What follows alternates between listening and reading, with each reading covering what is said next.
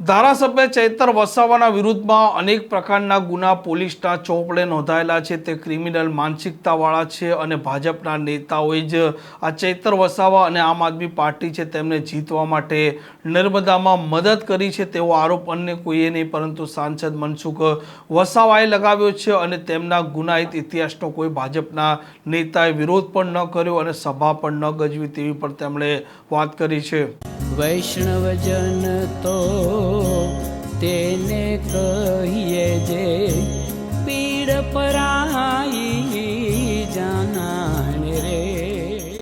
નમસ્કાર, આપ જોઈ રહ્યા છો નવજીવન ન્યૂઝ અને હું છું આપણી સાથે તોફિક ગાંચી। નર્મદામાં જે પ્રકારે આમ આદમી પાર્ટીએ ઉલટફેર સર્જ્યો છે અને ભાજપના ગઢમાં તેમણે ગાબડું પાડતા એક જિલ્લા પંચાયત નર્મદા અને 4 તાલુકા પંચાયત છે તેમાં તેમણે જીત મેળવી છે, પરંતુ હવે સાંસદ મનસુખ વસાવા બળાપો ઠાલવી રહ્યા છે અને તેમણે કહ્યું છે કે આમ આદમી પાર્ટી અને ચૈતર વસાવાના વિરુદ્ધમાં ભાજપના નેતા કહો, જિલ્લા પ્રમુખ કહો, તેમણે યોગ્ય રીતે પ્રચાર અને પ્રસાર નથી કર્યો અને સૌથી મહત્વનો પ્રચાર કરવાનો હતો।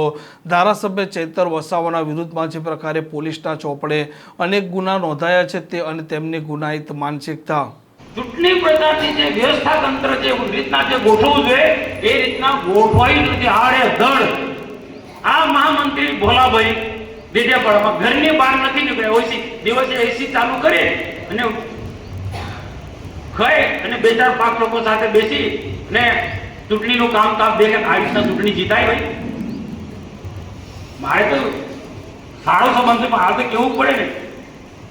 હવે આપણે આળસમાં રહીએ, નામના ભરોસે રહીએ તો શું થાય? શું થાય? આમના ભરોસે રહીએ, નીલેન્ડ કંપનીના ભરોસે રહીએ તો શું થાય? વિધાનસભામાં જાય તો એમના ભરોસે નથી રહેવાનું। આપણે ભારતીય જનતા પાર્ટીના વિચારધારાના વડેલા કાર્યકર્તા છે। 2 વર્ષ સુધી એવી મહેનત કરો જે પહેલા પાછલા 20-25 વર્ષમાં આપણે જે મહેનત કરતા હતા ને ઋષિભાઈ, તમે વડીલો છો, દિનેશભાઈ તમે નીકળી પડો, કોઈ કે નાખો, હર્ષભાઈ તમે કોઈ કે નાખે, પ્રકાશભાઈ કોઈ કે નાખે નીકળી પડો। એવું નથી કે આપણી પાસે કોઈ ટીમ નથી, એટલે એમને મેસેજ આપો કે તમે કામ કરવામાં સક્ષમ ના હોય તો નીકળી જાઓ। અમારી પાસે બહુ જૂના લોકો, હર્ષભાઈ જેવા લોકો કામ કરવા સક્ષમ છે અને પ્રદેશમાં કહીશું અમે ભાઈ આ લોકો નિષ્ફળ ગયેલા લોકો જેને કામ કરવા સક્ષમ મોડે ઉઠે છે, રાક્ષસી વૃત્તિના માણસો। આ તો નવાને ચાન્સ આપ્યો છે, ભાઈ એ નવા લોકો ફેલ ગયા, તાલુકાનો હોય કે જિલ્લાનો હોય, ક્યાં કોને ટિકિટ આપવી, તાલુકામાં, જિલ્લામાં, એ જ એમને ખબર નથી। એ એમને ખબર નથી, આવા નોલેજ વગરના લોકો બેસી ગયા છે, એટલે આવું જ પરિણામ આવે ને। આ સૂચના એમને સુધી આપજો, એમને કાં તો પ્રદેશમાં પણ આપણે કેવું પડે બેન ભાઈ જાડેજા બાપુ, માજી પ્રમુખો, એ લોકોને કેવું પડે, પ્રકાશભાઈ કેવું પડે એમને કે તમે જો કામ કરવાના સક્ષમ ના હોય તો પદ છોડ દો ને નવા લોકોને ચાન્સ આપો। તમે કામ કરવામાં સક્ષમ ના હોય, ચૈતર એન્ડ કંપનીને કાઉન્ટર કરવાની તારામાં ક્ષમતા ના હોય તમારામાં ને નિરંજનની સામે લડવાની નીલમાં તાકાત ના હોય તો બધા પદ છોડ દો ભાઈ। આવનારા દિવસોમાં બંને વિધાનસભા આપણે જીતવી છે, દેડિયાપાડા વિધાનસભા પણ જીતવી છે અને નાંદોદ વિધાનસભા પણ જીતવી છે। આ લોકોના ભરોસે નથી રહેવાનું। એમનું તાલુકાનું સંગઠન હોય, એમનું શહેરનું સંગઠન હોય, એમનું જિલ્લાનું સંગઠન હોય, એના ભરોસે નહીં રહેવાનું। ને એમના જો ભરોસે રહ્યા તો આ જે સ્થિતિ થઈ ને એવી સ્થિતિ થશે, એવી સ્થિતિ થશે। અને એવું નથી ભાઈ કે એમનાથી બધું વહીવટ બધું મારે શબ્દ નથી વાપરો। આપણી પણ ટીમ છે ભારતીય જનતા પાર્ટીમાં, અમારા જૂના લોકો છે, દિનેશભાઈ કામે લગાડી લેવું વિધાનસભામાં, એમનો કોઈ ક્લાસ બી નહીં લાગે। આ નિરંજન વસાવા દારૂના અડ્ડા ચલાવે છે, આ લખજો ભાઈ તો આ લખજો, આ નિરંજન વસાવા કુંવરપરામાં દારૂના અડ્ડા ચલાવે। મેં નીલ રાવને વારંવાર કીધું છે તો આ પોલીસની બહુ મોટી વગ છે, તું કેને રેડ પાડો ને ત્યારે નથી પડતો એમ, એનું પણ કારણ તપાસ કરવા જેવું છે કે પછી એમને કોઈ સપ્લાય કરનારા ના તાર અડેલા છે બધા, આ એ બી હોઈ શકે ભાઈ। આ અડ્ડાવાળાનો બધું સપ્લાય કોણ કરે છે એ બી કઈ થશે ને, આ બધા તમારે જાણવું જરૂર છે, મને તો ખબર છે। દારૂ જુગારના અડ્ડા ચલાવનારા લોકોએ બેફામ આપણા વિરુદ્ધમાં કામ કર્યું છે। આખા જિલ્લાની અંદર દારૂ જુગારના અડ્ડા ચલાવનારા લોકોએ બેફામ આપણા વિરુદ્ધમાં કામ કર્યું છે। છે, ભાજપ વિરુદ્ધનું કામ કર્યું છે. જાઓ ભરૂચ વિસ્તારની અંદર કોઈ પણ અટાવડો, દારૂ જુગારનો અટાવડો, કોઈ હિંમત તો કરે કે ભાજપનું કામ વિરુદ્ધમાં કામ કરે હોય તપાસ કરો. આનું નામ ના આપણા લોકોએ શું વિરોધમાં કર્યું, શું સોશિયલ મીડિયામાં જવાબ આપ્યો છે નીલેન્ડ કંપનીએ સંજયને બચાવવા માટે.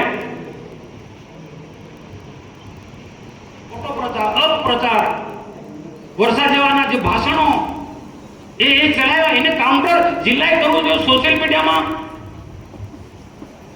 મારું સોશિયલ મીડિયાનો અહીંયા કાર્યાલયમાં ચાલતો તે બંધ કરી દીધું, તે બી બંધ કરી દીધું. હા, એવો બંધ કરી દીધું નીલ રાવે. એની માનસિકતા તો જુઓ તમે. સંજય જેવો બોલવું પડે, ભલે હારી ગયો, હારે નથી. સંજય એટલે સંજય તાકાત વાળો માણસ છે, એને હરાવવામાં આવ્યો છે, પણ એને આખી અભિમન્યુ જેવી દશા થઈ. એને આખા પેલા પોરો તૂટી પડ્યા, આખા પોરો તૂટી પડ્યા. પેલા પાંડવો કેટલા જોતા રહ્યા, નીલ જેવા પાંડવો જોતા રહ્યા. અરે બોલો, એસી ઘરમાંથી નીકળ્યા નથી. એને જીતવા માટે નીકળવું તો હતું ને ભાઈ, સંજયને જીતવા માટે. વિધાનસભામાં હારી ગયું, હવે પછી લડશે તે ક્યાં દશા થવાની. કોણ નીકળવાનું તારા માટે? બાપુ હું ખોટું કહું છું? તમે 80 ઘરની અંદર નીકળતા નથી. તમારો સમય આવશે ત્યારે તમને કોણ જીતવા માટે નીકળવાનું છે? આ નીકળવાનો છે સંજય. હું શંકરભાઈને અભિનંદન આપું છું, એટલો લડ્યો છે સંજયની હાથે. અને જે વ્યૂહરચના કરી છે તમે સોશિયલ મીડિયામાં તમે જુઓ, મારાથી બોલાય. આમ તો ઘણા બધા મુદ્દા છે, પણ બાકીનું બધા લોકોએ કીધું, તમારા સૂત્રોને તમે કીધા છે, બધું ધ્યાનમાં રાખીશું. આ મીટિંગ એમને નીચે પાડવા માટે કે એમને ખોટી રીતના ચિતરવા માટે મીટિંગ નથી. જે સત્ય વાત છે એ તમને વાકેફ કર્યા છે, અને જિલ્લામાં આ ખોટા લોકો ઘૂસી ગયા છે. જુઠ્ઠું બોલી ને ખોટો અપપ્રચાર કરીને આજે ઘૂસી ગયા છે. એ લોકોને ભવિષ્યમાં આના કરતા વધુ હાવી ના થાય. આવનારી વિધાનસભા 2 વર્ષમાં આ 2 વર્ષ કેમ કરી નીકળી જશે કોઈ ખબર નથી. તાલુકા પંચાયત ભલે એમનો બન્યો હોય તો બધી જગ્યાએ, જિલ્લા પંચાયત ભલે એમની બની હશે, પણ કોઈ ચિંતા કરવાની જરૂર, અમે બેઠા છીએ.